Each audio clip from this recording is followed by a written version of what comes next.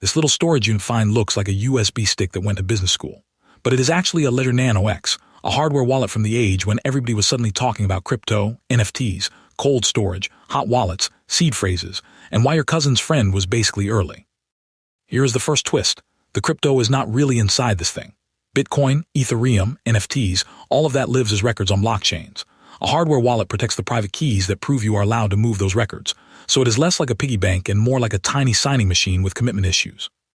The Nano X was built for people who wanted self-custody. That means not leaving assets on an exchange, not trusting a random website with the keys, and not storing life-changing money behind a password called password 123. Hardware wallets like this keep keys offline, then sign transactions after you physically approve them on the device. The process is weirdly simple. Your phone or computer prepares a transaction. The letter shows you what it is being asked to sign. You press the buttons. The signed transaction goes back online.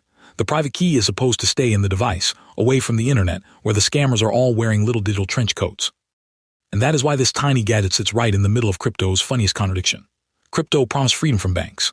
Then people discovered that being your own bank means you are also the fraud department, the password reset desk, the compliance department, and the person who definitely, absolutely, did not throw away the recovery phrase. And came the hype circus. Bitcoin went from obscure white paper to global asset. Mining moved from hobby computers to warehouses full of machines. In 2021, NFTs made the whole thing feel like a fever dream. People's digital artwork sold at Christie's for about $69 million, and suddenly normal people were asking whether right-clicking a JPEG was a felony. It was not. The point was ownership recorded on a blockchain, not magic copy protection. Then came the fall. Prices cooled. NFT mania deflated. FTX collapsed in 2022, and the lesson got loud. If your assets are sitting with someone else, you may not control them when things go sideways.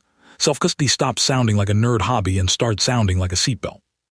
Now crypto is in its rehype era, but with suits on. Bitcoin ETFs opened a mainstream brokerage doorway. Stablecoin rules and crypto regulations are turning the Wild West version into something more boring, more regulated, and maybe more useful. The future might not be a $1 million cartoon avatar. It might be payments, tokenized assets, and boring infrastructure doing quietly powerful things. So this layer is a funny little artifact. It is a pocket-sized reminder that the digital world still needs physical trust rituals. A button, a screen, a backup phrase, and a human willing to read before clicking approve. This is not investment advice. It is object biography. And this object says crypto was never just about coins. It was about trust, hype, panic, comeback stories, and the eternal human dream of putting an entire financial revolution on a keychain.